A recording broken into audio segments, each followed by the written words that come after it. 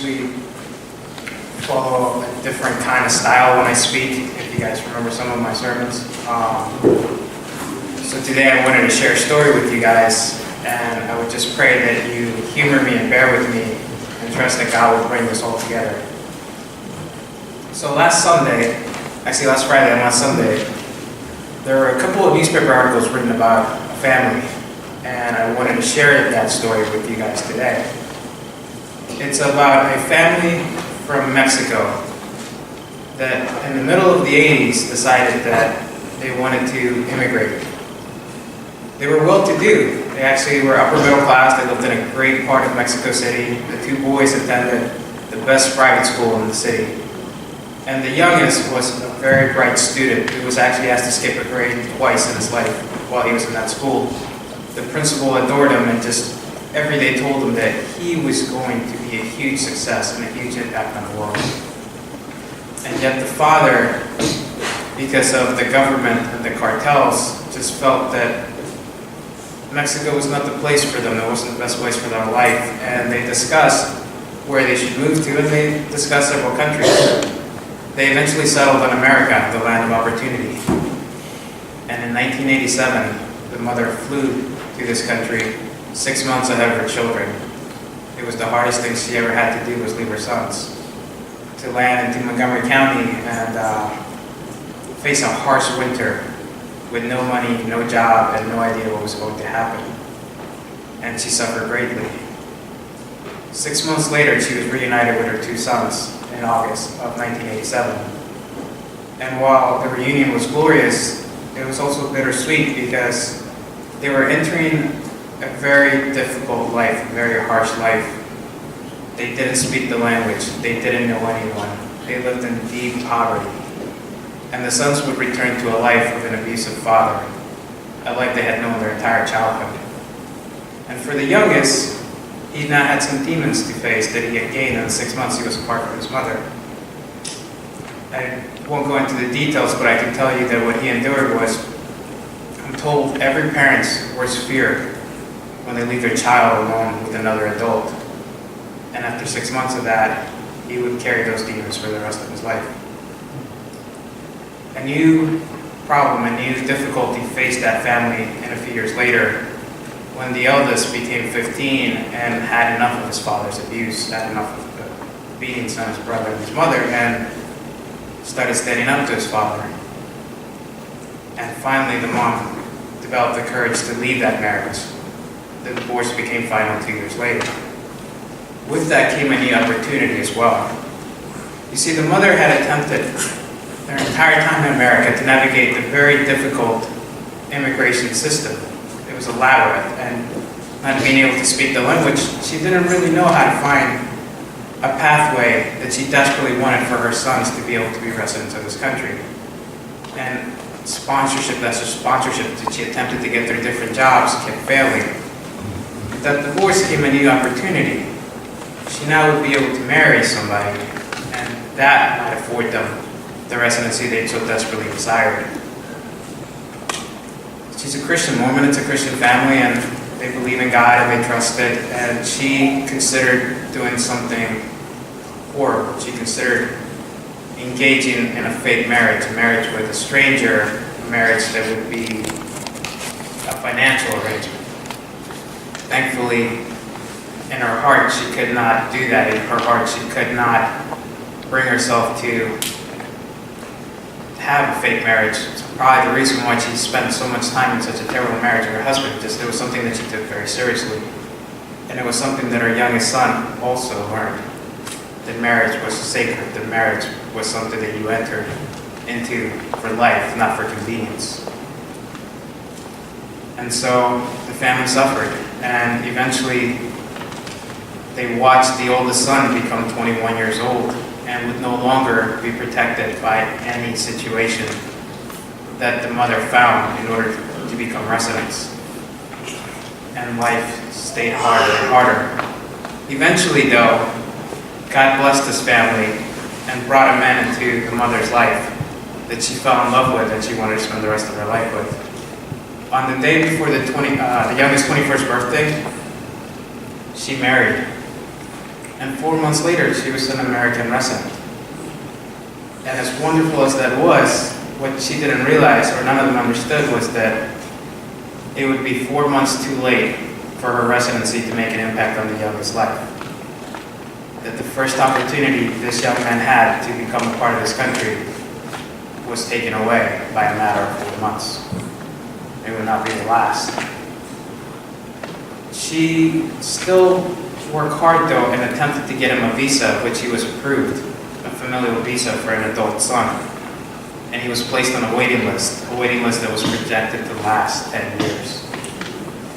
And we will address this visa again in the future of the story. 6 months after his mother became a resident, the father got a sponsorship through his work, and he was now a legal member of the society. But it was 10 months too late for the youngest son. 3 months after that, the eldest son, his brother, married the love of his life, his wife, and he became a U.S. resident. But again, 13 months too late to make a difference in this young man's life. For the youngest, life was hard in the sense that he always felt like a loser, like a waste of life. And 4 years out of high school, he started watching all his friends graduate from college. And this was very hard for him because he couldn't admit to them why someone who had been accepted to so many really good schools and carried such good grades could not move beyond community college. And that spring, when he was 21 years old, he made a very difficult decision. He was very sad, and he was very heartbroken. And he decided that he couldn't go on. And they decided that it was time to take his life. And he got in his car, and he drove to White's Ferry, to the little ferry there, because he had been there before, and he knew there was a ramp. And he knew that he could just drive up that ramp, and at the time he didn't know how to swim, so he'd swim once the car hit the water. The undertow would pull him, and he would find peace. But God had given him a gift many months before, a gift that would unknowingly save his life. That fall, he worked at a gym, and he was very charismatic and well liked by everyone. And one of the members of the gym asked him if he would consider teaching physical education at a private school across the street, which he responded, "I don't have a college degree, I'm not an educator, how can I do this?" But it was a private school and they don't necessarily follow the same rules.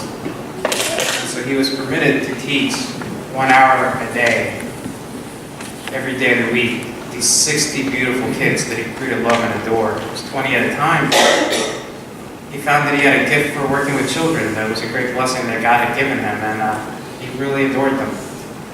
And when he sat in his car and he looked at the water, he had this interesting image of his car being pulled out of the water. And he thought to himself, what are the parents going to tell these kids that they would call the guy coach? They would call him coach. They're going to ask, why did coach do this? Why did coach do this? And he knew that they would not have a good answer. He just didn't want to do that to those children or their parents. So he turned his car around and he drove home crying. And his mother must have known. His mother must have known that he was going through a lot of pain, because she drove up from Florida, where she had now moved to, and took him to the University of Maryland, to the admissions office, and she pleaded with this woman and begged this woman to help them. This person had no reason to care, had no reason to assist a couple of immigrants. And the woman, who is an angel that God had sent into their lives, helped them, let's say, bend the rules and find a way for him to receive admissions into the University of Maryland. And when he turned 18, all he wanted to do with his life was get a college education. When he had fallen to the hardest road, he just remembered, he just kept saying,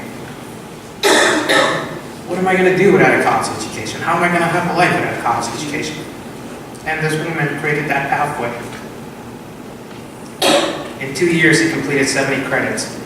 without a dime to his name, he found a way to pay tuition. And I can tell you that the happiest day of his life is this. 5 weeks before graduation, he had one payment left to make on his tuition. And he walked up to that cashier, and he had a credit card with enough space for that payment. And he just knew that he had made it, that he was going to get his degree. And even if it took him the rest of his life to pay off that credit card, even if it took him decades to pay off what was simply $500, but to him it was a fortune, that he had earned his degree, and that he would carry that for the rest of his life.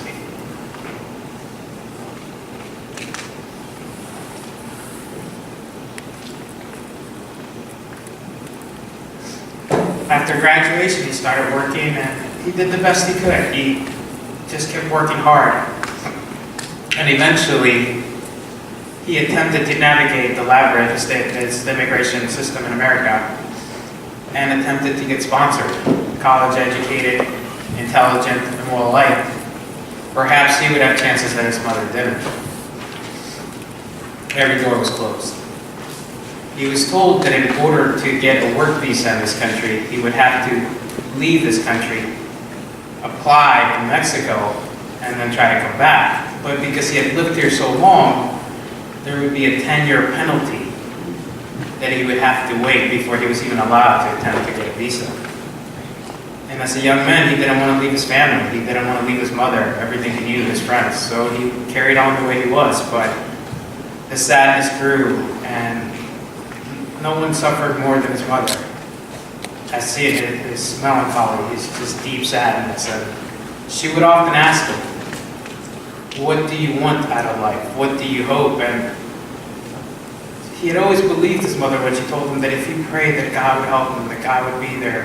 And he always said the same thing to her, and it must have broke her heart. It must have broke God's heart, because he simply said, "I don't understand why God created me, but to tell you the truth, what I really want is I wish I had never been born.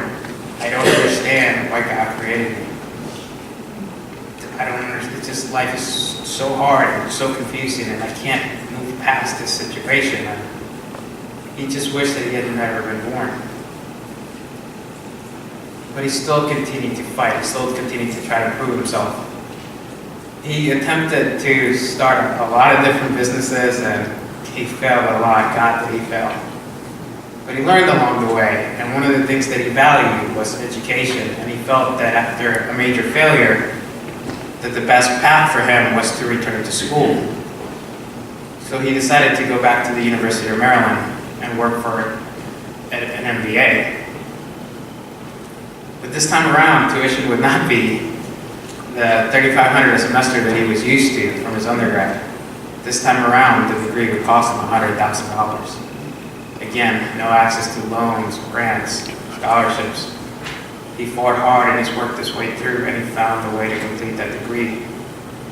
Along the way, President Obama passed a law in 2012 called DACA. And that law was built specifically for people like him, the children of immigrants who were brought here through no fault of their own. And any child that had been brought to this country before the age of 16 would be eligible for this. But there was a catch. Their birthday had to be no later than June 15, 1981. His birthday was June 15th, 1979. He had missed another opportunity by 2 years. As he explored DACA, he was also learned that the year that his mother applied for that visa for him, which had now been 13 years, 10 years since they had applied, the government actually passed a grandfather clause that would protect any adult child of a U.S. citizen who had been approved for an adult child visa. And that this could be a pathway for him, except that his approval letter was actually 3 months too late. Had he been approved 3 months earlier, he once again would have found a solution to the nightmare that just would not end. And his name on the list after 10 years had not moved the projection of 1 year at all. It was still a 10-year wait. 10 years later, they were projecting another 10 years. He's a good student, so he focused on school. And he had many dreams, and he had this delusion that if you've ever seen the movie The Pursuit of Happiness with Will Smith, who portrays Chris Gardner, in the book, or that film, I've read the book and seen the film, Chris Gardner discusses his life in series of this part of my life I call running, this part of my life I call being stupid. Both the movie and the book conclude with Chris Gardner earning an internship that he believed would guide him into a better life. And this young man believed that when he completed that MBA, when he earned that degree, that he would be offered a job, and that job would be great. And that finally, when he earned that job, that part of his life, that little part of his life, would be called happiness. Unfortunately, if you're an immigrant, whether you're trying to mow lawns or become an executive in a Fortune 500 company, you're still an immigrant. And if you don't have the right paperwork, you're unable to attain the job that you want. And so for 2 years, he exhausted every connection, every resource he had, desperately trying to find a job. Until he finally settled on a position that he didn't want. It was a job that had been made available to him upon graduation. But he wanted to follow his dreams. He wanted to work in an industry where he would make a difference. And this was a frivolous job that he didn't feel would allow him to serve the world. 2 years later, when the position became available again, he humbled himself and prayed to God, I get it, I understand. You want me to humble myself and be here. And he accepted that position.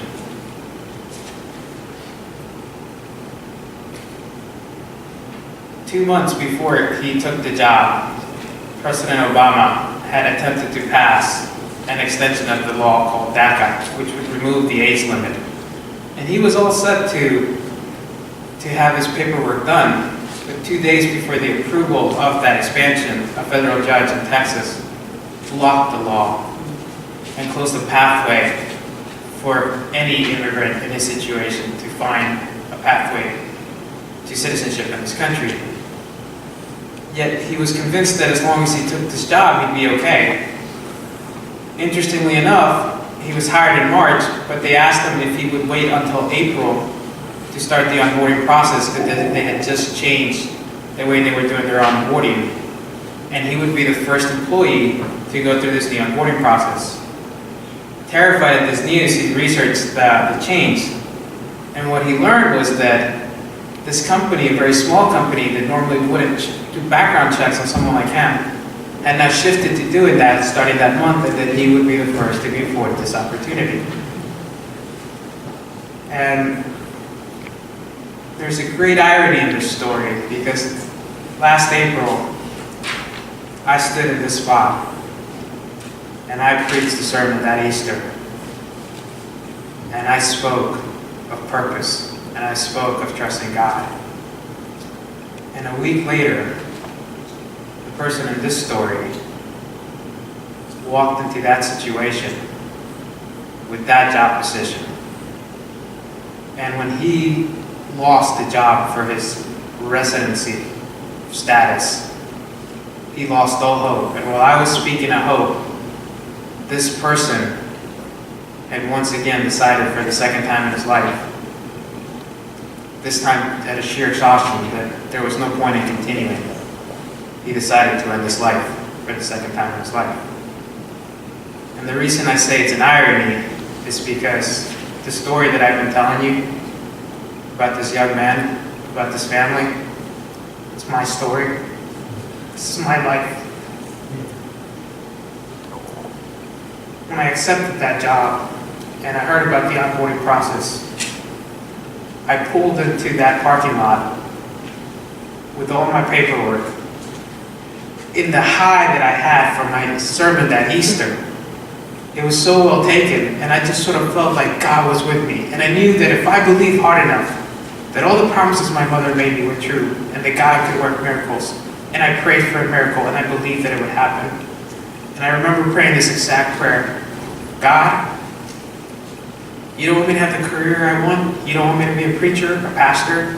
I don't understand, but fine, I will accept it. God, you don't want me to get married? You don't want me to find love? I don't get that, because my whole life I wanted to love another person with all my heart and just be there for them. But if that is your will, I will accept it. And if you don't want me to have children, I will understand that too. It doesn't make sense to me because I'm so good with kids, but if that's your will, I will accept it. Just give me this job, God. Please give me this job. And I promise you, I will come here for the next 30 years and I will hide in this place. I will keep my mouth shut. I will bother no one. I will make no one aware of anything. I will just hide here. And I walked into that onboarding process and I knew that God was going to provide me a miracle. And within 5 minutes of the onboarding process, I was red flagged. And I couldn't help but chuckle because there was no drama to it. Even the thing that I didn't want was taken from me. And when I got in my car, I contacted my brother. And my brother simply said this: I know you don't want to hear this, but it's time to bite the bullet. It's time to pay someone. It's time to have an arranged marriage. It's time to work the system. You need to let this go. And for me, what most people would consider my biggest strength has cost me my most amount of pain, because I have always believed in being a man of honor. I have always believed in being a man of character. And I refused my entire life to cheat the system. I refused. I knew that it was more important for me to marry for love, to find the right person, to stand up for my morals and my values. And everyone that knew my situation was begging me to break all that. And I reacted in the strangest of ways. Instead of agreeing with them, I went home and I did something called a decision tree, which is what MBAs do to make difficult choices. And what my decision tree told me, that the most logical step, the most logical thing to do was to end my life, because I was a sunk cost, I was not providing value to society, and it was just time to go. And I was exhausted, and I just didn't need to continue. And I wrote a letter that was published in the Huffington Post last Friday. And the letter was to the people I respect, my mentors, people I love, people I trust. People who, for the past 2 years, have been pulling their hairs trying to figure out why I can't move forward in my life. They looked so disappointed in me every time they spoke to me and tried to figure out why I couldn't get a job. Most of them, if not all of them, are conservative Republicans. And I was so certain that the day I told them that I was an undocumented immigrant, they would be on the phone with INS, and they themselves would have me deported that day. And that was my fear, and that was my life. And I love them so much, I would not have blamed any of them, because they matter so much to me. But before I ended it, I wanted them to know my situation.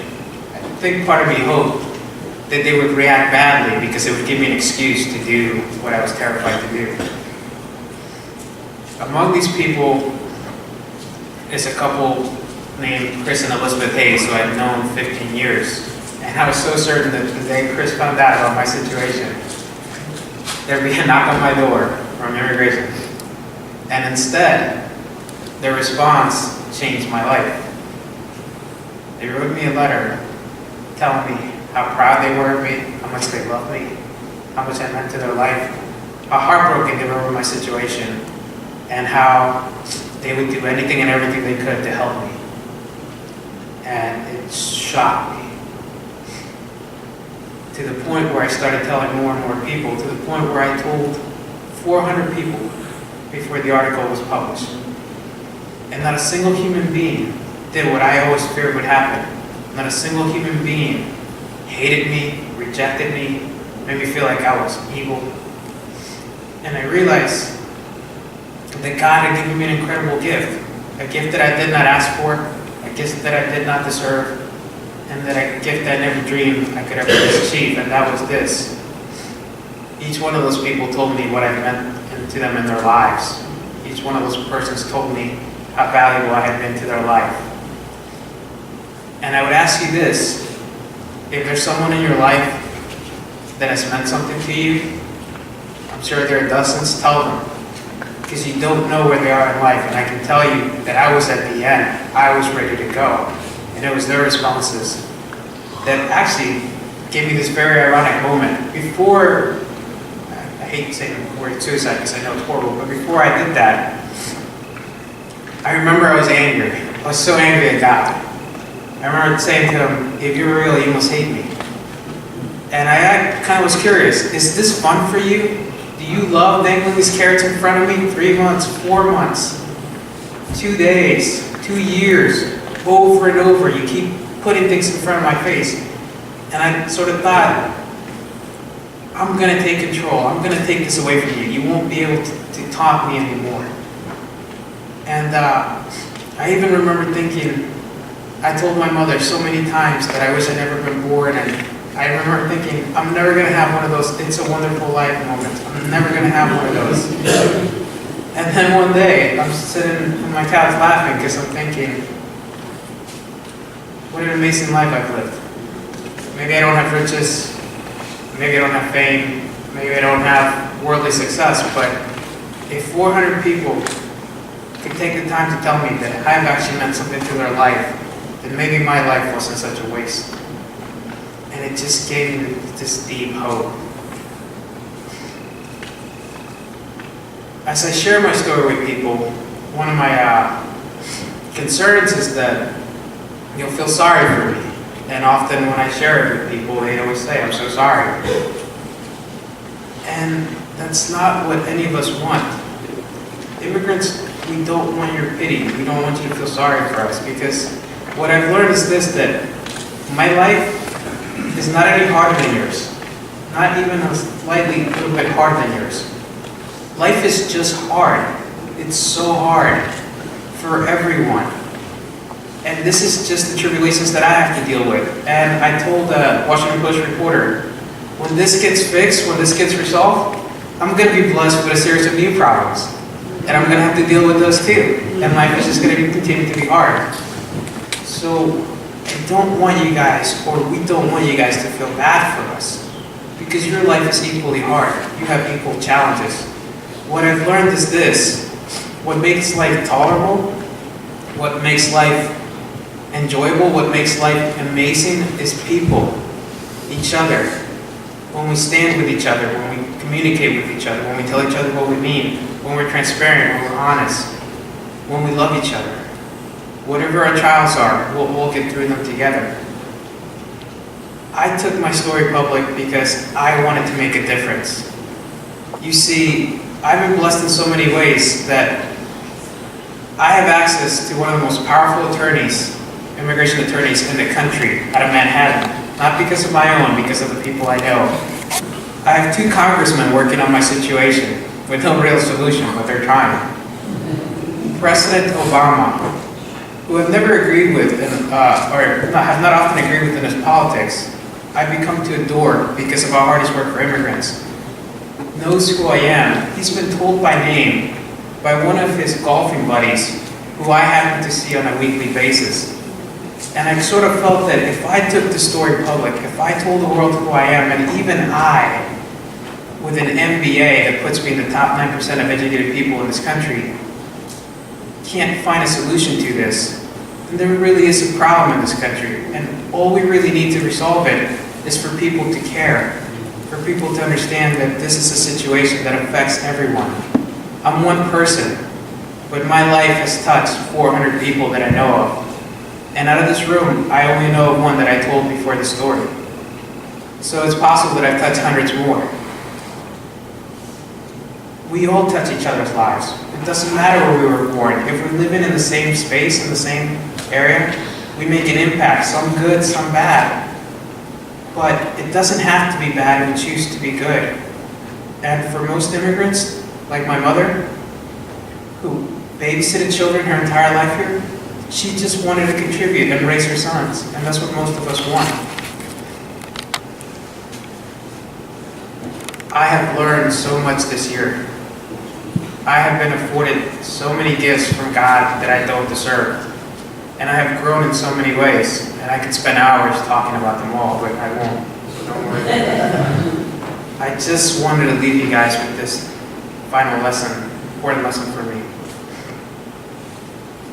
That as people hear my story, they tell me how remarkable I am, how courageous I am, how strong I am. And I respectfully disagree with all those statements, because I don't think that my life has been any harder than anyone else's. I don't think that I've overcome more than anyone else. My life has just been a series of challenges that my God in heaven thought I could deal with. And when the situations became so difficult that I didn't think I could bear them any longer, God graced me with gifts like people helping me along the way. He even lets me along. I mean, people are horrified when they hear that I was considering suicide, but the truth of the matter is, if I hadn't hit that low point, if I hadn't hit a point where I wanted to end it, I never would have told anyone. I would have carried on miserable and unhappy. And after sharing my story, I have found a joy that I could never have realized without being open and honest about who I am. I think what makes my story remarkable is this, is that I didn't break. You see, politics, people, even God gave me every reason to give up on my faith. Gave me every reason to stop believing, to feel sorry for myself, to make myself out to a victim. And I think that's true of all of us, that our challenges in our life puts us in positions where we choose not to face what's in front of us. We choose to believe that our challenges are greater than what we can handle. And it's probably true they are alone, but together we can do more. I think what makes my story remarkable is that somehow, through all the labyrinth, through all the pain, through all the suffering, I somehow came out better. I somehow came out stronger. I somehow came out with a deeper faith than I had in my life. And even though this year has been rough, and I know that what's to come is going to be harder, and understand that as I took the story public, my life has become a lot harder. I am facing challenges that I knew would come, but they are horrible. I have had to say goodbye to people and places that I love. I have had to sacrifice so much, but I am still grateful for every moment of my life. Every pain, every suffering, from my father's abuse to my grandmother's abuse, because it all developed who I became today. And what God has given me this year that I hope to use for the rest of my life to make the world a better place is that I found out who I am. And I'm better than I was. I'm more than I am. And who I am today is the man that I always wanted to be. I became the man that I prayed my whole life I would be. Someone of honor, of strength, of courage, who's willing to face challenges, who's willing to stand up against a world that rejects them. Because Gandhi said, you have to be the change you want to see in the world. And if my immigration situation is going to get fixed, it's because I took action. But for me, it's deeper. I want to help others. And all this came from my suffering. All this came from my pain. So I would just share with you that whatever you're going through, whatever you're enduring, don't reject it. Don't be frustrated by it. Don't be beaten by it. Embrace it, conquer it, and face it. And you will wake up the next morning. I pray that you have a life as lucky as the one I've had. I've been told by my attorney that I am the unluckiest person he's ever met, and yet I feel like the luckiest man in the world. I am dead broke now. I am unemployed, and I am unemployable, and I feel like the richest man in the world. I don't know what the future holds, and mostly uncertainty, and it's possible that I could be deported, and I feel like a success, like a great success, because people care about me, because people believe in me. Just trust God and give your life to each other, and together we will be okay. All right. Amen. Thank you for taking the time to listen to the story of my life.